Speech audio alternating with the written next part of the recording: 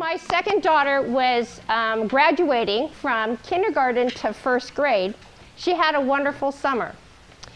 At home, during that summer, I happened to walk into her room, and I found something in her room that should not belong to a kindergartner going into first grade.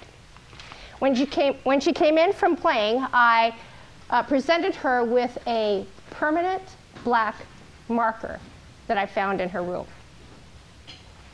I asked her what this was and why it was in her room. This is what she said to me. "Oh, Mom, I'm so glad you found that. I've been carrying the weight around of that for the whole summer." What and where did you get this? Well, it's a big black marker that I stole from my kindergarten teacher the last day of class. So we squared that away, and I told her that when school was to begin, she would return the marker and ask for forgiveness of her kindergarten teacher.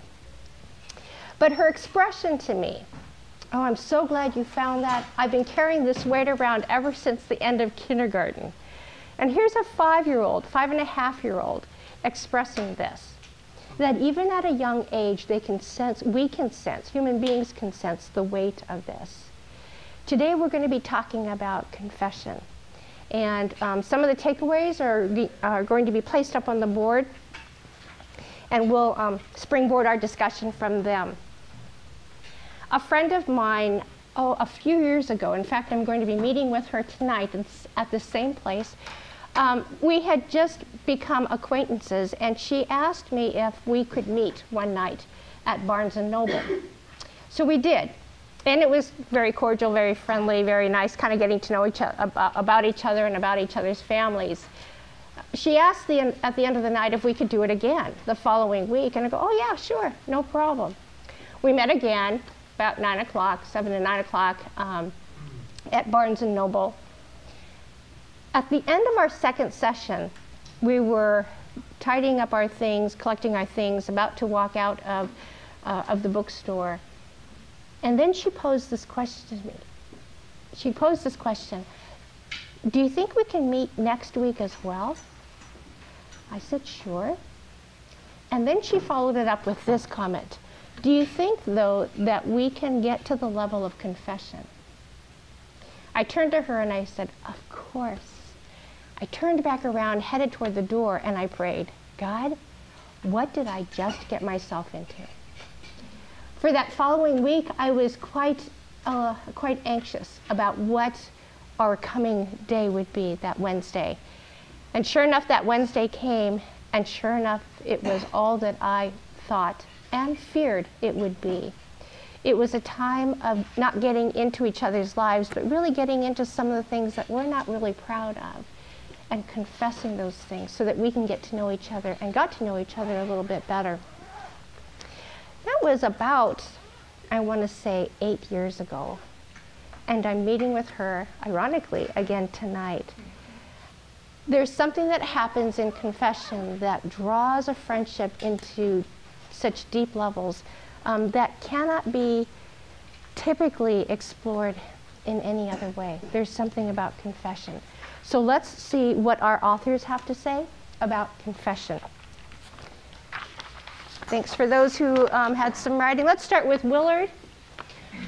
And then if you have a comment to take away from Willard that didn't make it to the board, we will certainly address that. Willard says this: "Nothing is more supportive of right behavior than open truth. Potentially anxiety-raising, but extremely supportive. Confession helps us to avoid sins and allows for deep fellowship with one another." I can't emphasize this more, the deep fellowship. Sometimes we long for that. We hear that in conversations. "Oh, I wish we can go deeper. I wish I had a good friend." Perhaps what is missing is that element of being so transparent with one another to the level of confession. Those were 2 comments from Willard. Any comment from Willard that didn't make it to the board? Yes. Yes, absolutely. He has said elsewhere, he was giving a seminar here on campus, And he described the typical 21st century small group. And he said members of the current contemporary small group are quite good at determining well-calculated distance. That's what they come to the group with, well-calculated distance. So we already know how far and how close we want to come and want to be with one another. And I thought that was really very well said. Well-calculated distance. And we all come to a small group or a fellowship with that perspective. All right, great. And that's Willard. Isler had some really good things to say, and I'm going to bring up, who read Isler? Okay, a couple of you, good. He says this: believers are forever saved from the penalty of sin, but we are too comfortable, but are we too comfortable in our transgressions? Something that I comment in my book is that we have allowed sin to become a part of us, so much to the extent that when we our fear of confessing is, what do I do without that part that has become so much a part of me? Isler, it's not his, but do you remember, those who read Isler, his reference to the Johari window? Okay. Let's say this is known by self, known by others. Not known by self, and not known by others. Something like that. And the Johari window, it's not anything kind of particularly revolutionary or revelatory. However, it is something just put together in 1955 by a guy named Joe and a guy named Harry. And so together, they came up with this, the Johari window. So here's a Johari window. What it says here is that there are things that we know of ourselves. Did I get that right? Known by others, and I'm sorry, not known by others. Sorry. Known by others and not known by others, and known by self. There we go. And not known by self. So there are some things that we know of ourselves and others know about us, and that's our public self. There are things that are known by ourselves and not known by others. That's our private self. There are things that we don't know about ourselves, but others certainly do. And that's our blind spot. And then there are things that are not known by us and not known by others that only God knows. Just having taken a look at the Johari window, what part does confession have? Why did Isler include the Johari window in a chapter that he's going to address the discipline or the means of grace of confession? AJ? What's known to self and not known to others. Yeah, what's not known to self. Well, can confession be here? Yeah. Can confession be here? Yeah. How about here? Perhaps for others to us, or we would ask of ourselves. And how about here? Yeah, okay. So he includes the Johari window with the element and knowledge that confession actually can enter and be a part of every quadrant. His is an excellent read, again, if you want to come back to that particular chapter of Isler. Let's see what Jung has to say. Real freedom comes on the other side of confession. I cannot emphasize that enough. Real freedom comes on the other side of confession, just to lay some of the groundwork. We talk, in this chapter, we talk about hunchbacks of unconfessed sin, that part of us that has become a part of us that we were not designed to carry. We were not designed to carry the weight of unconfessed sin. Yet we have grown so comfortable with it that it has become part of us. Confession to God and others grows in us humility that is God-pleasing. So on the other side of confession is freedom. It's also humility. His forgiveness brings peace, cleansing, and a place for the guilt and shame that threatens to ambush and paralyze the costly freedom of movement forward that God freely gives. It gets in the way. Unconfessed sin just gets in the way of relationships. Anything else from Jung that didn't make it to the board? Anything else from Jung that didn't make it to the board? Okay. Foster says this: confession brings in sorrow, but it ends in joy. On the other side of confession, there is joy. He would also say to be really specific when it comes to confession. We have perhaps learned how to be specific in our requests in prayer. In like fashion, we're to be specific when it comes to confession. How many times at the end of our days we've said something like that, like this: Dear God, forgive me for anything bad I've done today. Anyone ever do anything like that? Or forgive me for all the bad stuff. What difference would it make if we were more specific in our confession to God? What difference would it make if we could be more specific when it comes to our confession with God? It means we have examined ourselves more. Clearly. It means that we have examined ourselves, which takes a bit more work, and we've examined ourselves a bit more. Good. Anything else? Yeah, Michelle. More rest. Absolutely. We don't just gloss over it. We actually go a bit deeper, and with that comes what God wants to give us in our specificity in confession, and that is rest. Good. Okay. Good. He also talks about confession bringing an end to the pretense. Confession bringing an end to the facade that we so easily and so familiarly, so commonly put up. We want to put up this facade because we want people to see this person, this image, and perhaps not the real self. And he says confession brings an end to the pretense. It brings an end to the charade, and it brings an end to the deceit. If we live lives as chameleons, where we are a different person depending on who we're with, time of day, and the day of the week, it gets, I would say, very tiring. It is very tiring. Who knows what about me, and who do I need to keep what from? And it's extremely tiring. So what Foster says here is that confession brings an end to that facade. It means that you can begin to live a life of integrity, so that no matter who you're with, where you are, the time of day, you are the same person. Foster had some good points. Any other comments from Foster that didn't make it to the board? Yeah. He talked about attachment on sin. Yeah. What makes it so hard to confess? Yes, that's true.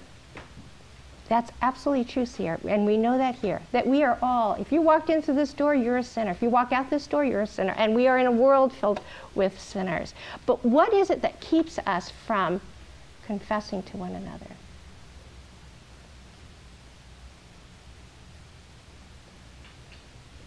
Yeah, Chris? I think we're the only one. We think we're the only ones that have had this kind of experience and have failed that badly. Okay, good. I was going to say pride. Pride, absolutely. And we want to keep that image because we don't want anyone else to see what we're really like. Michael? If we do confess to others, then they might have a different perspective of us. Oh, what perspective might they have on you if you confess? Luke? You're almost being vulnerable, like if you confess to someone, you're like that they might like tell everyone else. Yeah, absolutely. They just might post it on Facebook. And would that has that ever happened?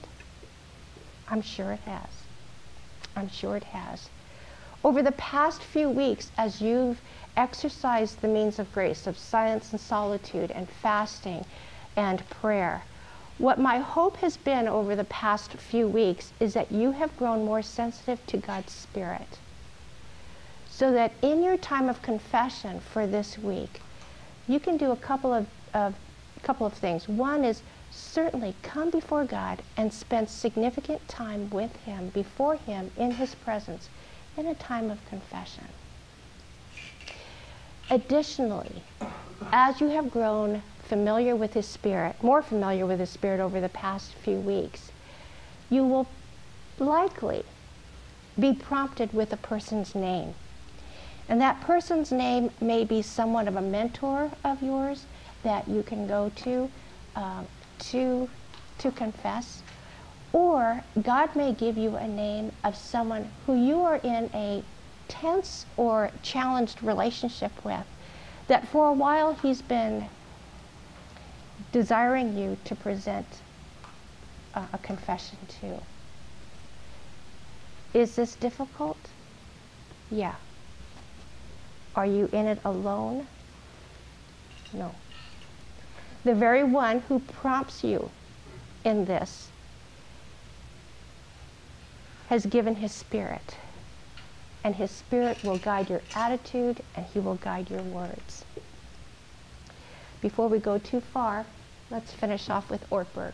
Ortberg says this: all of us have stains. His was a very interesting chapter about the stains on the couch. All of us have stains. Every single one of us has stains. We need to confess in order to hear and be changed. Talk about transformation and talk about body life. When we talk about the church, when we talk about this community, we need help and we need one another. Confession heals and transforms. It is transformative. The inability to accept the reality of forgiveness is the reason that God has given us the practice of confession. He knows it is difficult, but He also knows the joy, the healing, and the transformation that can occur.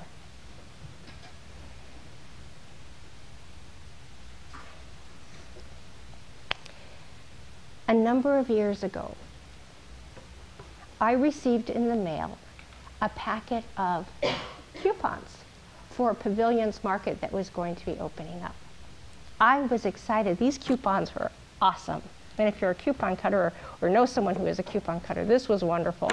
So I got these coupons, and I quickly cut them out, went up to my local Pavilions, grabbed my little cart, and went up and down every aisle and getting things that I needed as well as things that I could have used and could use with the coupons. I got out to the check stand, and they ran everything through. I get my bill and my receipt, and it was like $10. I had a cart full of stuff, and it was like $10. I thought, this is great. So I'll be back, right? Great new store, beautiful store. I get out to my car, and I open the trunk, and I start unloading the groceries into the trunk of my car. My eyes are cast on a couple of lasagna pans of lasagna, frozen lasagna, that were on the bottom of the cart that did not get scanned. Now I want you to tell me what were some first thoughts that went through my mind. There were a number of first thoughts that went through my mind. What were they? Free lasagna! Yeah. What else went through my mind? Oh, that wasn't the first one. Later. Pardon? Why didn't the alarm go off? Yeah. Not going to go off. Absolutely. It was their fault. It's their job. They messed up, so I can walk away with it, right? What else did I think? I thought a lot of things. What did I think?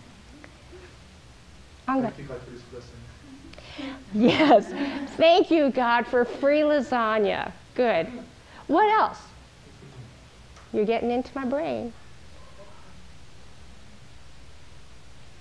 How else did I rationalize this?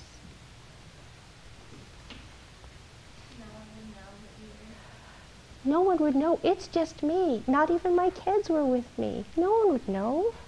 Good. Pardon? Everything was on sale anyway. Everything was up, yeah, like they didn't make that much money off of it, and after all, they're giving stuff away, so, you know, no big deal. Anything else? It's for my kids. It's yes, it's for other people, because I can't eat a whole pan of lasagna myself, right? Good. Anything else? It would be too much trouble to take. Oh, yes. I'd have to put that back in the cart. I'd have, you know, there are long lines perhaps. Have to go back to the checker and kind of do all that paperwork all over again. Yeah, absolutely. Anything else? These are all thoughts that I had. Any other thoughts?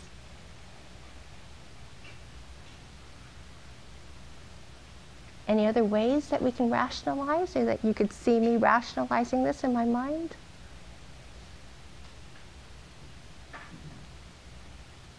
I've been good all week. I've been good all week, and this is my reward, right? How about this one? It would be so much trouble to go back. I'll come back and buy more. I'll come back and patronize the store. Yeah, they'll make more money off of me next time. Okay. So then, tell me, what did I think? That's stealing. Yeah, then I thought, I don't know if I'd be able to sleep tonight.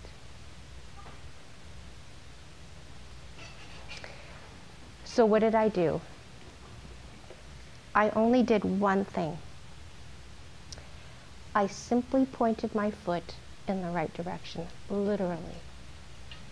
I pointed one foot in the right direction toward the door of the market.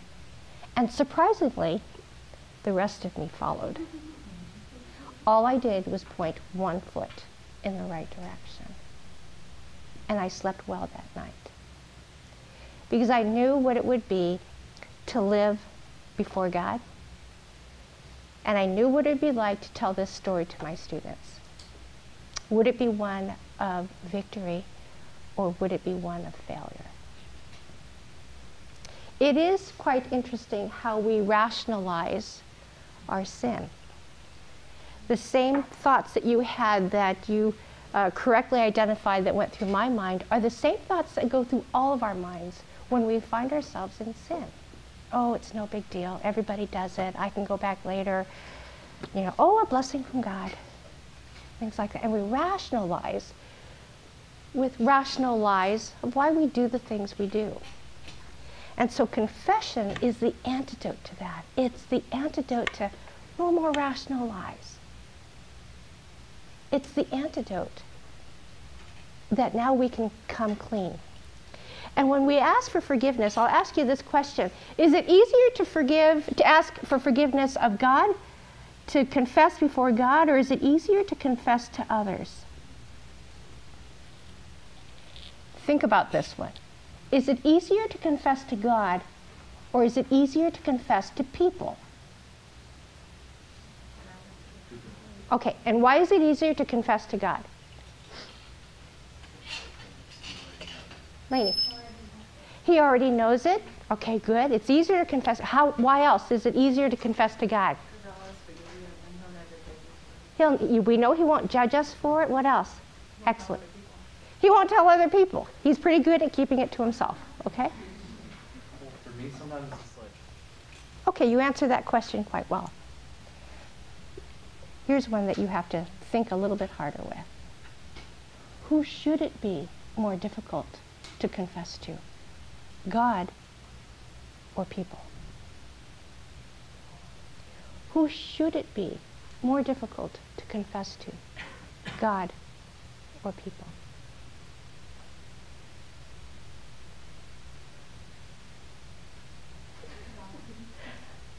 God, period? Period. Why should it be more difficult to confess to God?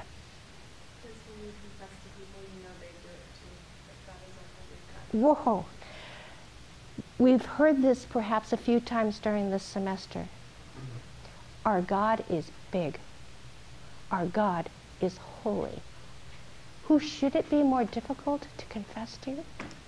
An absolutely pure, powerful, and holy God. And yet he says, come. And yet he says, come into my presence, just as you are. You don't have to have it all together. Come just as you are. And with some of us, he will present this to you. A name of a person with whom it's time. The name of a person with whom it is time. Now, some of you are thinking right now, I know exactly who that person is, Lord. He's already spoken to you, and you already know. You can hardly wait for class to end because you know you're going to go outside and text them. Can we meet? Again, some of you are so excited and energized, ready to do this because you've been carrying this weight around far too long, and you don't want to grow any more comfortable with it than you are right now. Others of us are quite fearful, even in confessing to God, let alone confessing to someone else. Might I remind you, in Luke 15, of a parable that is quite familiar to us, but oftentimes we take the wrong take on this parable. The parable is called the parable of the Prodigal Son, and our focus tends to be on the prodigal son, that he left, that he was redeemed, and that's true. But if you were to look at the Greek wording of that parable, and if you were to focus on the number of times the father or a pronoun identifying the father or some name of the father is used, that parable is really about the father. It is what the father is, and it's what the father does. And so I would draw your attention back to Luke 15, starting in verse 11, I believe, about the character, the attribute of a forgiving father. Allow your attention to be drawn not just to the Son, but to the Father. He is in constant pursuit of us, longing for us to be forgiven and transformed. And some of us have been making him wait an awful long time. And perhaps now is the time simply to give that to him. I've been struggling and pondering this phrase that sometimes people will say, well, I know God forgives me, but I just have to forgive myself. I thought about that. I thought about, what does it mean then for me to forgive myself? Is there great benefit in me forgiving myself compared to what happens when God forgives us? Jury's still out on that one. I'm not quite sure if that's the most biblical perspective, us forgiving ourselves. So perhaps God is wanting to draw us to a greater understanding of what was required, what was demanded in order for God to be able to forgive you, perhaps, and me. Perhaps we need a better, deeper understanding of what it took for God to forgive us. Perhaps if we parked it there, we'd have a greater understanding of your being forgiven. We need to be reminded of this, don't we? I know I do. I was at a retreat a number of months ago, a couple of years ago, and the facilitator, we were gathering together at this hilltop in the mountains,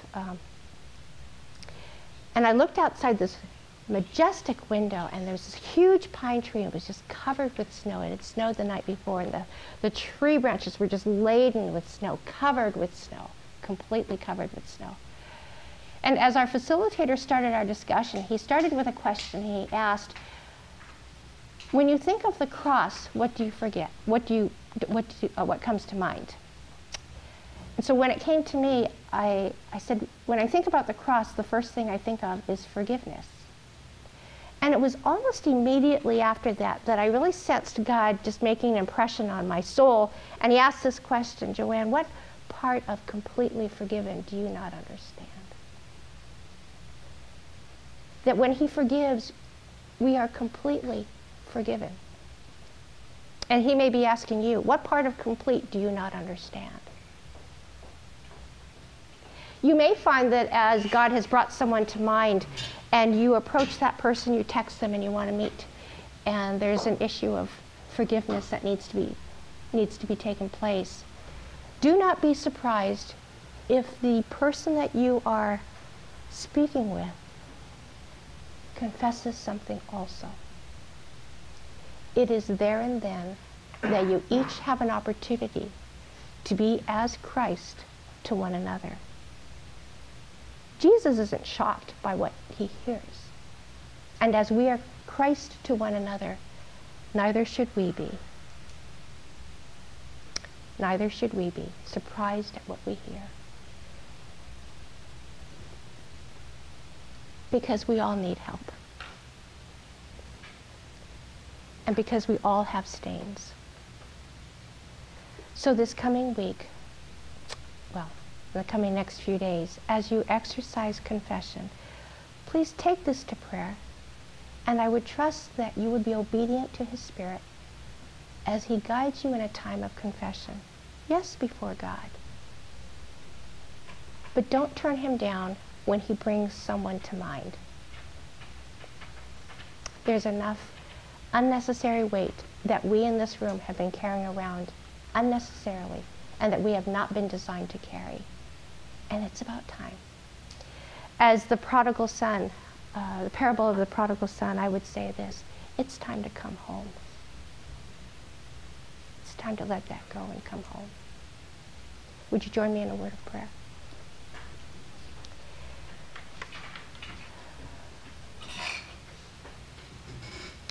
God, what do we think of when we think of the cross?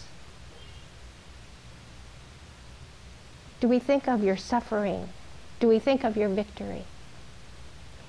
Do we think of the cost of forgiveness and the grace of confession? Give us courage and give us the sensitivity to your Spirit.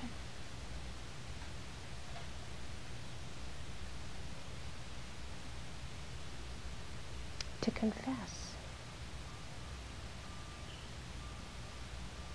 There are too many of us who are tired of the facades and tired of the self-made images that we try to present to other people and for other people to see. But you see us and you love us. So by your grace and being led by your gracious Spirit, would you lead us, strengthen us, and give us courage?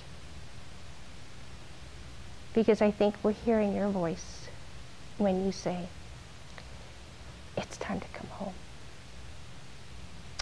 In Jesus' name we pray. Amen. Biola University offers a variety of biblically centered degree programs, ranging from business to ministry to the arts and sciences. Visit biola.edu to find out how Biola could make a difference in your life.